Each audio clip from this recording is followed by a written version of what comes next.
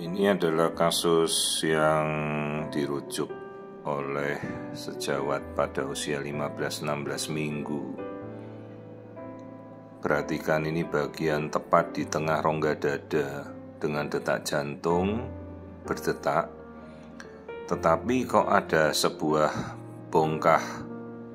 Sebenarnya bukan bongkah, ini satu bagian tepat menempel pada rongga dada dan rongga perut bayi, persis seperti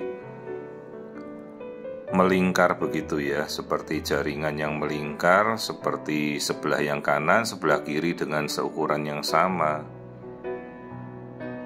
Ini kondisi apa kita belum tahu. Terus kita lihat, telusuri pelan-pelan. Nah, itu ada bagian yang lebih putih di tengah, dan itu letaknya keluar dari rongga perut. Nah, perhatikan ini. Jadi ini adalah tampilan bayi, itu kaki.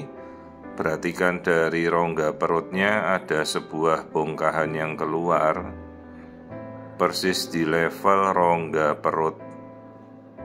Nah, itu yang sebelah atas kan kepala ya, kepala, badan. Nah, apa itu yang di tengah perutnya membesar seperti sebongkah massa, benjolan. Ternyata ini adalah omphaloceles atau bagian dinding perut yang keluar. Ukurannya 3,65 cm karena ini bayinya masih kecil ya, masih 15 minggu. Dan itu terbentuk oleh sebuah defek. Defek itu artinya bagian dari perut yang jebol, jadi tidak tertutup. Jadi celah pelutnya itu terbuka. Jadi isinya bongkahan itu adalah liver, hati ya, usus besar, usus halus, semuanya keluar. Dibungkus oleh sebuah kantong perut lah, itu cuma kulit yang sangat tipis. Nah, ini dari tadi kita lihat ya, jantung, kemudian di rongga perutnya ini yang keluar semua. Bayinya bayi perempuan. Ya, ini bagian kaki. Nah, kita masih coba untuk melihat posisinya. Ya, kelaminnya perempuan ini. Jadi yang kita lihat ini rongga perutnya, yaitu kandung kencing terisi. Artinya kan dia masih berfungsi normal, ini ginjalnya. Saya coba telusuri pelan-pelan, kita lihat ya. Ini kasus kelainan bawaan yang sangat berat, jadi bagian perutnya bayi itu keluar semua. Nah, ini bagian bokong, tulang belakang, itu kakinya. Nah, ini yang bagian yang kita lihat ini.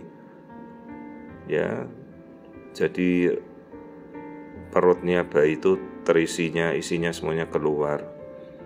Itu kaki. Nah, ini omphaloceles, besar sekali omphalocelesnya. Jadi hampir tidak seimbang dengan bayinya sendiri ya.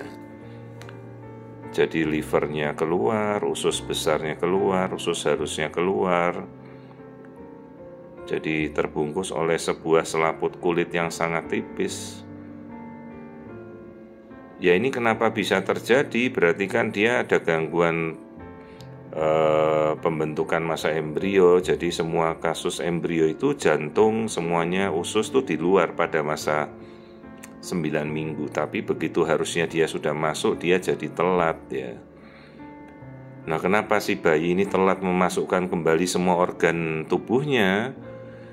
Ya, bisa saja ada faktor katalis pempercepatnya, enzim apa yang tidak tercukupi oleh si ibu. Entah mungkin ya kembali seperti kita kurang asam folat ya, atau ada faktor pertumbuhan lain yang membuat bayi ini gagal masuk kembali organ perutnya. Nah, ini yang kita lihat, ini detak jantungnya saja sampai lambat sekali bradikardi. Coba ini dalam fase real time ya, jadi detak jantungnya cuma lambat ya, berapa ketukan itu. Bradikardi berat ini detak jantungnya ya, berapa, 43 detakan per menit. lambat sekali, itu jantung kondisi yang tidak bagus. Dengan jelas pasti ada kelainan jantung ya.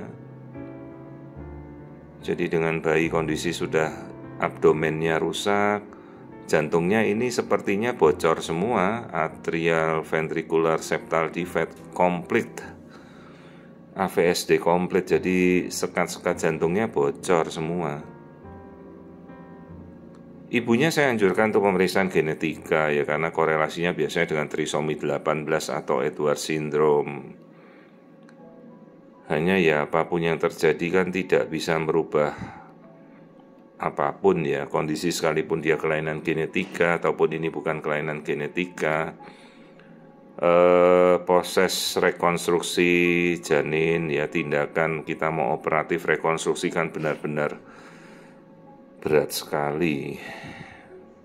Nah ini kita lihat tengkuk lehernya kan tipis normal ya, karena kalau suatu kelainan genetika kan tengkuknya tebal, ini tengkuknya tipis di bawah 2,5 mili.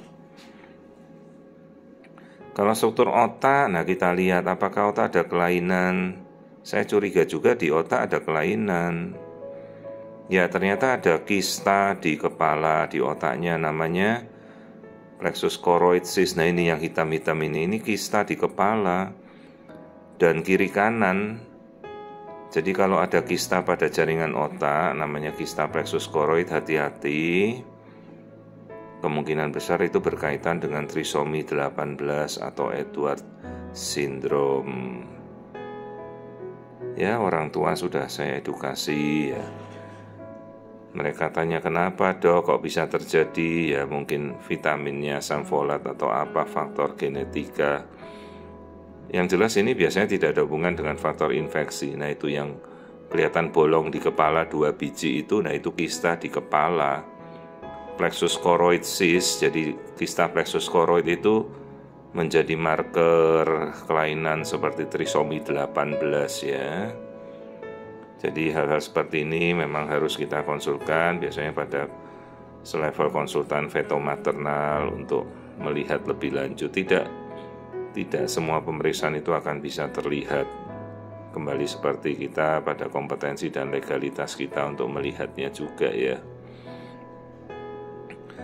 Karena itu ya kita hanya bisa menghimbau pemeriksaan yang penting dilakukan pada trimester pertama. Bila ada suatu keraguan jangan ragu untuk memintakan dirujuk pada pemeriksaan fetomaternal ya. Fetomaternal di Indonesia itu sudah ada dari tahun 2000 awal di Indonesia ya. Sekarang sudah 24 tahun cabang ilmu kedokteran fetomaternal subspesialis ini sudah ada di Indonesia, sudah 24 tahun sekarang.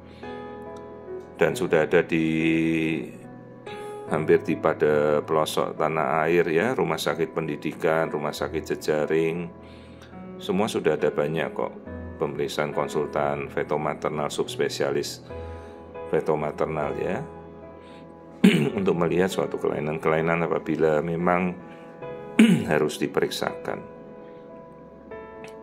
Jadi ini suatu kelainan yang namanya large omphalocele, yaitu tulang belakangnya bagus, utuh. Cuma namanya kalau ada beban di depan perut, ini pasti tulang belakangnya pada suatu saat akan bengkok. Bayangkan saja seperti perut kita diganduli beban di depannya, pasti tulang belakang kita kan tidak kuat ya.